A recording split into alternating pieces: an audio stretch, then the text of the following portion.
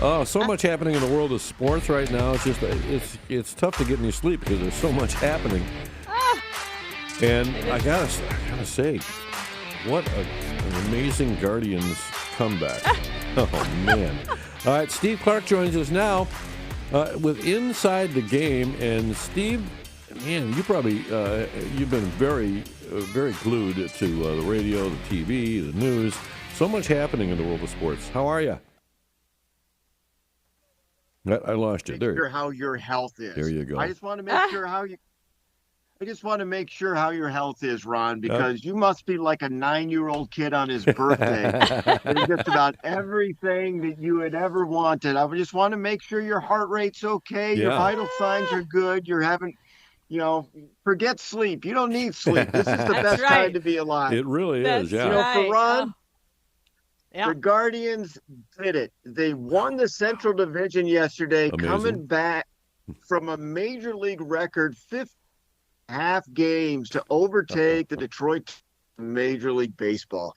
Now, the Tigers did squeak their way to a wild card spot and now face the Guardians in Cleveland in a best of 3 with all the games at Progressive Field in Cleveland beginning tomorrow. And during Cleveland's epic run, they took 5 of 6 from Detroit. The best way to go about it, you make the big comeback, you take 5 of 6 and get to play them at your home field in a best of 3 series. I just got to feel that Cleveland's going to make it to the ALDS. It has been so quirky, though. I mean, especially, even yesterday's game. How do you win in the 10th inning when you're down that far and suddenly everything breaks up? These weird plays happen and they rise to the occasion for some reason. I know. And I do have a question, Steve. I don't understand why once you win the division, you just can't move on. Why do you have to play a wild card again in order to move on? Hello? Did we lose him? Oh, he froze.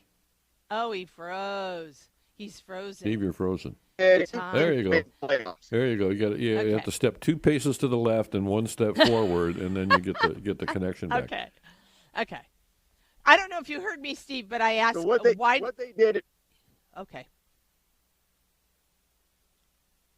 Is he froze again? I did hear you, Pat. Oh, all right. A long time ago, baseball only had 2 teams making the playoffs. One won the pennant for the National League. And then they had the World Series. Well, then it expanded to 4, and it was 4 for most of our lifetimes here. But then they decided to start adding wild cards. They added 1, then they added 2. Now they've added 3 wild cards so they can have more teams participating in playoff baseball, because the Inside the Game will tell you that the more playoff teams you have, the more revenue that you can get for television content. Yeah. And that's the way it goes. Pretty soon, they're going to have a 162-game regular season and then 30 teams from Major League Baseball all making the playoffs so that they can generate more revenue. Yeah. Okay. Thanks for that explanation. It's an exciting time in baseball, obviously, but also in college football. Wow. Big weekend. Well, before we get to college football, we have to talk about what really matters besides baseball, and that is pro football, where the Detroit Lions couldn't stop those Cleveland Browns 34-10. If we can't beat you in baseball, we got to beat you in football. Yeah, there you go. Jared Goff. We'll give you that. Jared Goff. That's right. Jared Goff with 2 touchdown passes to Amon-Ra St. Brown. Khalif Raymond with a 65-yard punt return for a score to lead the Lions. And former Wolverine Aiden Hutchinson had another forced fumble and recorded his 11.5 sack in his last 9 games dating back to 2024. Wow. Former Buckeye Quinshon Judkins, by the way, with the Browns' own in the game. Now, Ron, we college football. Ohio State. They remain number 1 after winning on the road in Washington. But as predicted right here last week on Inside the Game, it wasn't going to be easy. The Buckeyes trailed late in the first half before they got on the board, and a late surge gave them the 24-6 win. But the impressive thing here is that quarterback Julian Sayin got the job done where most have failed. The first-year starter went into Montlake, where he was 22 of 28 with 2 touchdowns. The win breaking Washington's 22-game home winning streak that dates back to the beginning of the 2022 season. It was the second longest streak in the nation. Wow. The team with the longest home winning streak was also snapped, as Georgia had won 33 games in a row at Sanford Stadium until it lost to Alabama 24-21. Wow, that's amazing. And then what's that? Yes, well, I was going to get to that. Thank you, Pat. You are right on top of it.